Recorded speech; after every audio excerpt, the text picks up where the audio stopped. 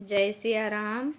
लक्ष्मी नारायण भक्ति चैनल में आप सभी भक्तों का हार्दिक स्वागत है।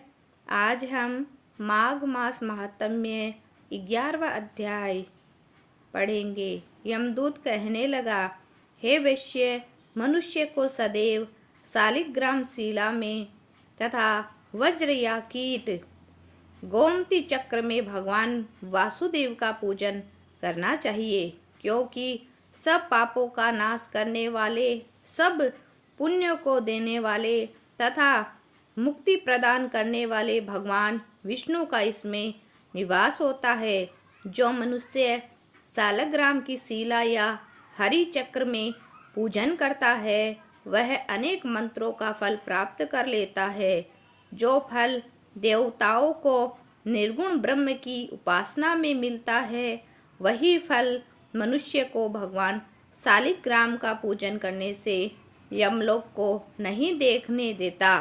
भगवान को लक्ष्मी जी के पास अथवा बैकुंठ में इतना आनंद नहीं आता जितना शालिग्राम की शिला या चक्र में निवास करने में आता है। स्वर्ण कमल युक्त करोड़ों शिवलिंग के पूजन से इतना फल नहीं मिलता जितना एक दिन शालिग्राम के पूजन से मिलता है। भक्ति पूर्वक शालिग्राम का पूजन करने से विष्णु लोक में वास करके मनुष्य चक्रवर्ती होता है। काम, क्रोध, लोभ, मोह, अहंकार से युक्त होकर भी मनुष्य शालिग्राम पूजन करने से बैकुंठ में प्रवेश करता है। जो सदैव शालिग्राम का पूजन करते हैं, वह प्रलय काल तक स्वर्ग में वास करते हैं। जो दीक्षा, नियम और मंत्रों से चक्र में बलि देता है, वह निश्चय करके विष्णु लोक को प्राप्त होता है। जो शालिग्राम के जल से अपने शरीर का अभिषेक करता है, वह मानो संपूर्ण तीर्थों में स्नान करता है। गंगा, रेवा, गोदावरी सबका जल शालिग्राम में वास करता है। जो मनुष्य शालिग्राम की शिला के सन्मुख अपने पिता का श्राद्ध करता है, उसके पितर कई कल्प तक स्वर्ग में वास करते हैं। जो लोग नित्य शालिग्राम की शिला का जल पीते हैं, उनके हजारों बार पंचगव्य पीने से क्या प्रयोजन।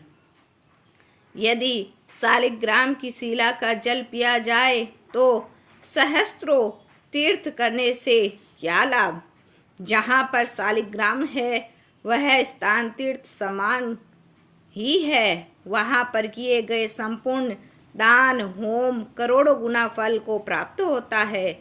जो एक बूंद भी शालिग्राम का जल पीता है, वह माता के स्तनों का दुग्ध पान नहीं करता, अर्थात गर्भाशय में नहीं आता।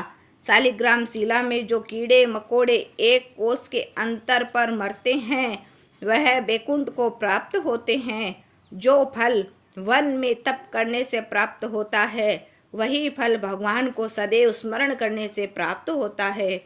मोहवश अनेक प्रकार के घोर पाप करने वाला मनुष्य भी भगवान को प्रणाम करने से नरक में नहीं जाता।